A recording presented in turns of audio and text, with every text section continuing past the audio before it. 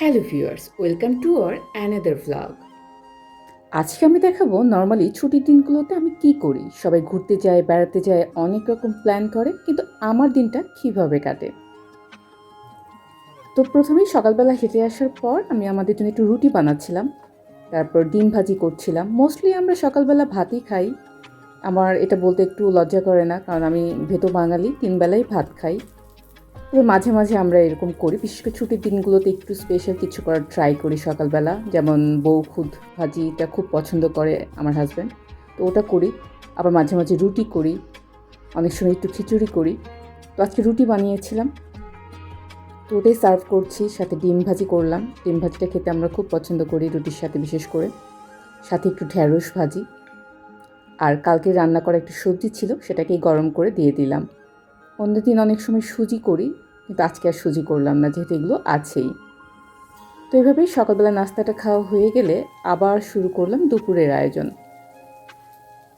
সাধারণত দুপুরবেলা একটু চাই যে ছুটির দিন একটু স্পেশাল কিছু করি। তো আজকে আমরা একটু পোলাও রান্না করেছি, সাথে রোস্ট, বেগুন ভাজি।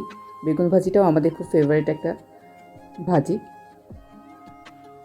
তো আমি একটু একটু করে রান্না করছিলাম। যখন খুব তাড়াহুড়ো করে রান্না করি তখন ভিডিও করাটা খুব টাফ হয়ে যায়, কাজে লেট হয়ে যায়। তো রান্নার ভিডিওটা খুব একটা করি না। তারপর একটু টাটকিনি মাছ ভাজি করলাম। যখন রান্নাটা শেষ হয়ে যাচ্ছিল, সবকটার একটা ক্লিপ নেওয়ার চেষ্টা করছিলাম আমি। সাথে একটু বোয়াল মাছ ছিল রান্না, ভাবলাম যদি কেউ খায়। যদি পোলাওয়ের সাথে বোয়াল মাছটা খেতে ভালো লাগবে না এখন, তারপর রেখেছিলাম পাশে। তো আমার খাবারগুলো সব রেডি, নামাজ পড়ে আসলে আমাদের খাওয়া দাওয়া শুরু হয়ে যাবে।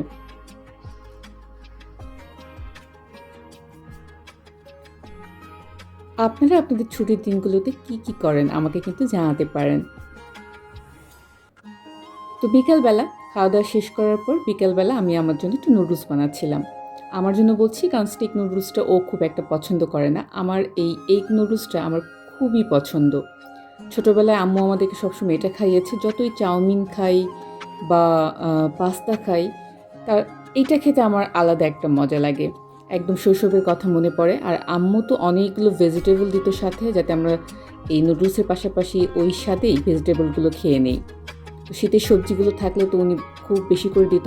নুডলসের সমান সমানই প্রায় ভেজিটেবল থাকতো এটাতে। তো আমি এটা মাঝে মাঝেই করে খাই, আমার খুব ভালো লাগে এগ নুডলসটা। এরকম আমি করে আমি নিজেই এক বাটি নিয়ে বসে পড়লাম। আমি সাধারণত এটাতে একটু ম্যাগি মশলা দিই, এতে টেস্টটা আর একটু বেড়ে যায়। তো আমি নিজের জন্যই আগে সার্ভ করছিলাম, তারপর ও খাবে কিনা আমি জানি না। একটু বানিয়ে রাখলে আমি 2 দিন খেতে পারি, ওভেনে গরম করে করে খাই। তো এইভাবেই আমার ছুটির দিনগুলো কেটে যায়। যখন আমরা বাইরে যাই না, তখন সারাদিন এভাবেই রান্নাবান্নাতেই সময় কেটে যায়।